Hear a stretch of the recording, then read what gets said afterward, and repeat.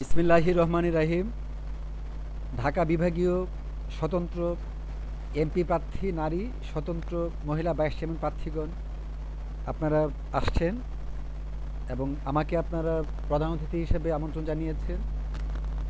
খনি হাসিনার স্বৈরাচারী আমল থেকে আমি নারীদেরকে নিয়ে কাজ করছি, আমার মা বোনদের জন্য কাজ করছি, নারীদের ইজ্জত রক্ষা করার জন্য চেষ্টা করছি। আমাদের বাংলাদেশে কোনো রাজনৈতিক দলের কেউ কখনো নারীদেরকে এগিয়ে দেয়নি। বিশ্বাসঘাতকতা করেছে, চিটিং করেছে, প্রতারণা করেছে, নারীদেরকে কাজের বুয়ার মতো কাজ করিয়েছে। গত 54 বছরও ভালো রাজনৈতিক দল তৈরি হয়নি। জুলাই অভ্যুত্থানের পরও সঠিক রাজনৈতিক দল তৈরি হয়নি। তো আমাদের নারী বোনেরা যারা এমপি নির্বাচন করবেন, স্বতন্ত্র যারা মহিলা ভাইস চেয়ারম্যান নির্বাচন করবেন, আপনাদের পাশে আমি আছি। জাতীয় সাংস্কৃতিক ফোরাম হলো একটি স্বতন্ত্র সংগঠন।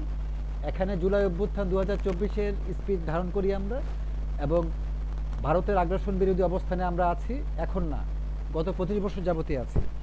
আমি সোহেল সরকার নির্ঝর, বাংলাদেশের সর্বকনিষ্ঠ সংসদ সদস্য প্রার্থী